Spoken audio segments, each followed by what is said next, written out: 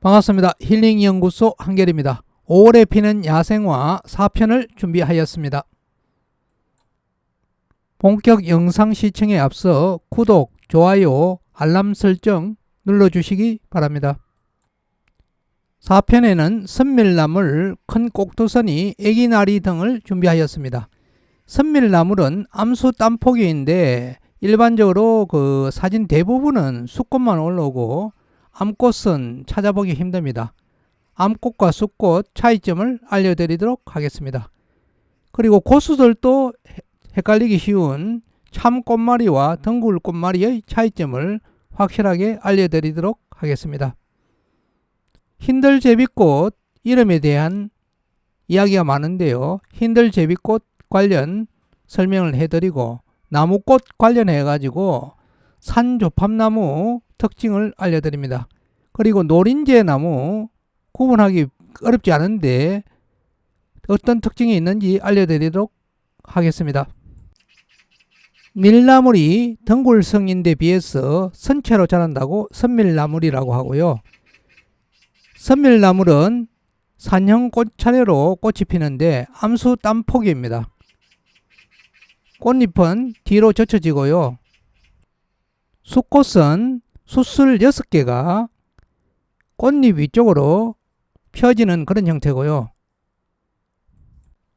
꽃줄기가 여러 개 올라옵니다. 그에 비해서 암꽃은 꽃잎이 주걱형이고 암술대가 시방 바로 위에 3개가 올라옵니다.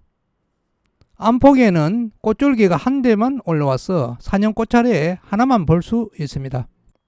혹시 선밀나물 암꽃을 못 보셨다면 선밀나물 수꽃을 만나면 암꽃도 한번 찾아보시기 바랍니다. 덩굴꽃말이 사진을 보면은 창꽃말이를 덩굴꽃말이라고 올려놓은 경우를 상당히 많이 볼 수 있는데요. 창꽃말이는 꽃이 잎겨드랑이 주변에서 올라옵니다. 꽃줄기 중간 이상의 잎이 달리면은 창꽃말이로 보는 게 맞을 것 같습니다. 꽃과 꽃 사이에 잎이 달린 모습을 창꽃말이는 볼 수 있습니다.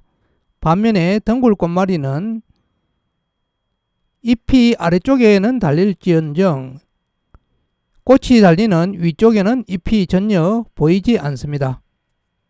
창꽃말이도 일반 꽃말이와 같이 꽃 안쪽에 노란색 색소가 있습니다. 봄맞이는 꽃이 일찍 핀다고 봄맞이라고 하고요. 잎이 방석처럼 퍼져서 자라고 꽃이 산형 꽃차례인 특징이 있습니다. 꽃 안쪽에 노란색 유인 색소가 있고요. 꽃색은 흰색인데 약간 하늘색을 띠는 경우도 보였습니다. 벼룩나물은 작은 꽃이 핀다고 벼룩나물이라고 한 것으로 추정이 되고요. 수술은 5개에서 7개 정도 되는데 꽃밥이 노란색입니다. 노란색이 선명하게 와닿는 야생화입니다. 꽃잎은 5개인데 깊게 갈라져서 10개처럼 보이는 특징이 있습니다. 줄기 등 전체적으로 털이 없어서 깔끔하게 보이는 모습을 볼 수 있습니다. 흰들제비꽃은 흰제비꽃으로 오동정하였다가 흰들제비꽃으로 공명이 새로 신설이 되었는데요. 공명이 신설이 되면서 앞에 흰자가 들어갔는데 꽃색이 다양한데 흰이라는 이름을 구태여 넣을 필요가 있었는가 하는 많은 문제가 제기되었던 제비꽃 이름 중에 하나입니다. 참고로 흰제비꽃은 고산지대의 일부 지역에서만 제한적으로 자라고 있습니다. 흰들제비꽃은 옆꽃잎은 물론 윗꽃잎까지도 무늬가 나타나는 경우가 많은데요. 아래 꽃잎에만 무늬가 나타나는 흰젖제비꽃과 그래서 구분이 가능하고요. 잎은 주걱형으로 길쭉한데 잎자루가 잇몸보다 짧은 특징이 있습니다. 흰제비꽃은 반대로 잎자루가 잇몸보다 더 긴 특징이 있고요. 흰젖제비꽃은 잎모양이 약간 길쭉하면서 삼각형 형태로 띄어서 잎모양에서도 구분이 됩니다. 돌단풍은 돌 위에서 자라고 단풍잎 같이 손바닥 모양으로 갈라진다고 돌단풍이라고 하고요. 뿌리에서 나온 꽃줄기에 치상 꽃차례로 연한 붉은색을 띤 흰색 꽃이 핍니다. 염주 개불주머니는 꽃이 덤성덤성 달리는 특징이 있고요. 줄기나 잎을 자르면 좋지 않은 냄새가 나는 특징이 있습니다.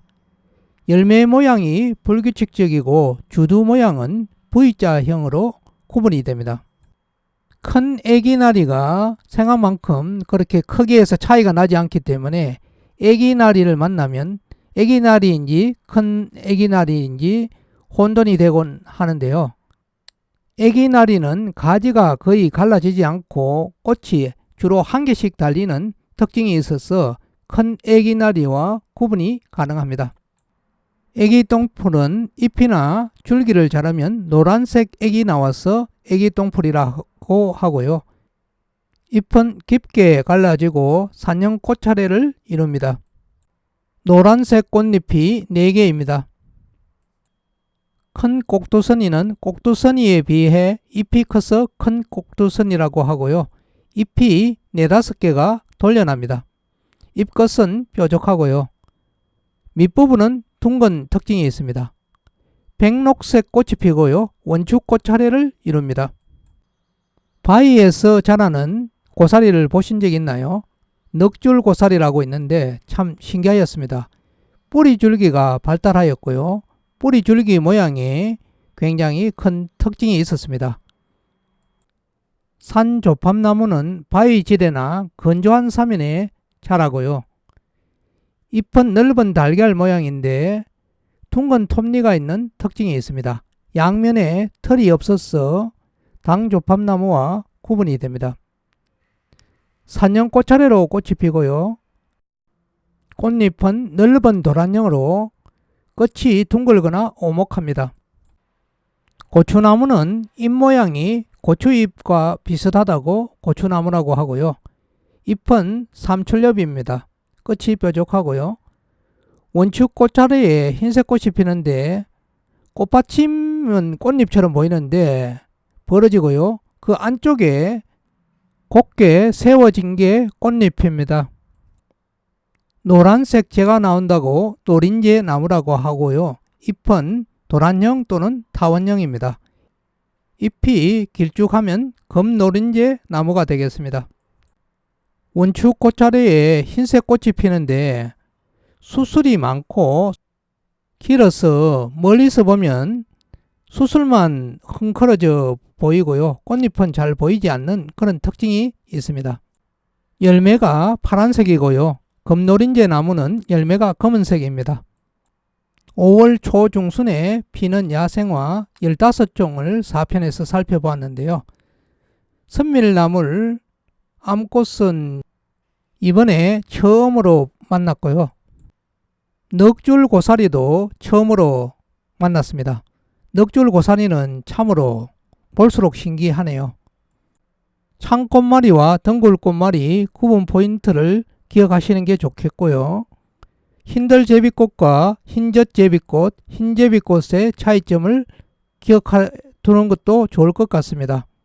애기나리와 큰 애기나리 구분 포인트 기억하시는 게 좋겠고요. 염주 괴불주머니 같은 괴불주머니 종류는 주두 모양으로 최종적으로 동정을 하게 된다는 걸 참고하시기 바랍니다. 나무꽃 종류도 의외로 구분하기가 쉽지 않은데 조팝나무 종류 중에 산조팝나무 그리고 고추나무의 특징, 노린재 나무의 특징을 살펴보았는데 기억하는 게 좋겠습니다. 끝까지 시청해 주셔서 대단히 감사합니다.